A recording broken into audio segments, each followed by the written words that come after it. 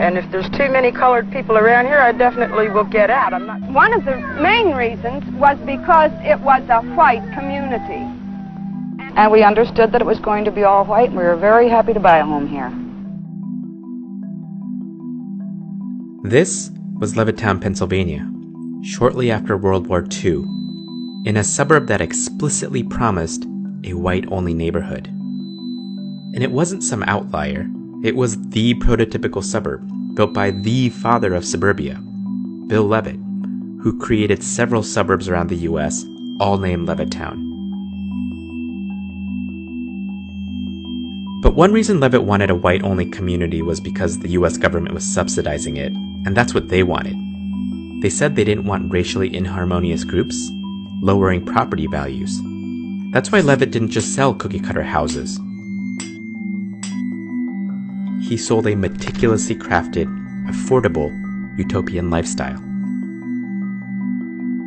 So as the courts integrated public spaces like schools, more and more white people fled to these suburbs.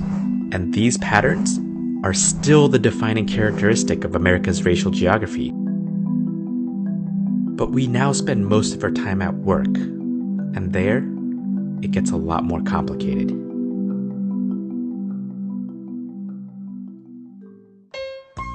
More than 1 million persons each year have pulled up stakes in the cities and turned commuters. Shortly after the first Levittown broke ground in 1947 in Long Island, New York, about 80% of men still commuted the hour to Manhattan. And while neighborhoods were getting deeply segregated, these workplaces were getting more diverse. The Civil Rights Act of 1964 banned employment discrimination. More companies explicitly said that they were equal opportunity employers. And segregation within our workplaces declined. This meant the workplace was a crucial environment for us to interact with people of other races. Except that's not exactly how it turned out.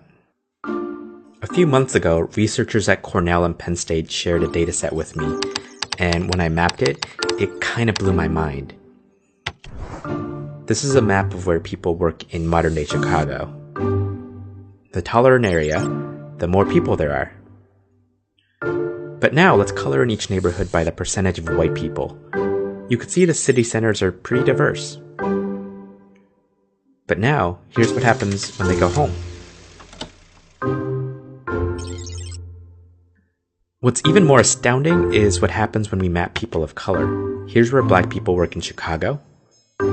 Again, they're concentrated in diverse city centers. But when black workers go home, they go to very segregated neighborhoods, clustered in poorer areas. And we can see the same patterns in DC, Detroit,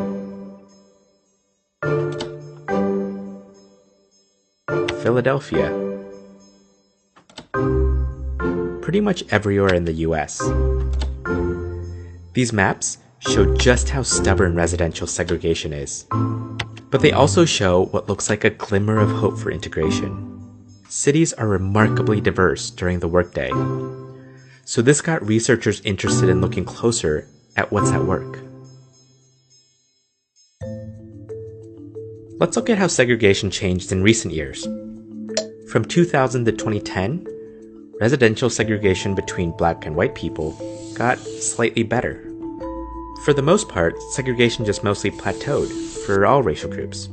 But when researchers looked at how segregation changed during the day when we're at work, they found that segregation increased slightly across all racial groups. When we zoom in some more to the company level, we can see a bit more of what's actually happening. Researchers at Stanford and Harvard found within a company, segregation levels have gone down very little. In other words, we're exposed to about as much diversity now as we were a generation ago. But there are a lot more people of color now than there were in 1980. So what's going on? Well, they aren't being more represented at these white majority companies, which would look like this. Rather, they're getting opportunities at companies that are mostly non-white, over here. So this means that when we look at this from a company level, segregation has actually gotten worse than a generation ago. Of course, some places are pretty diverse. So researchers looked at what kinds of places actually have less segregation during the day. But they found that if a place is diverse during the day, it's likely not because people of all races are working alongside each other. Rather, it's probably because most of the higher status workers, like managers, are white, and the lower status workers, like janitors, are people of color.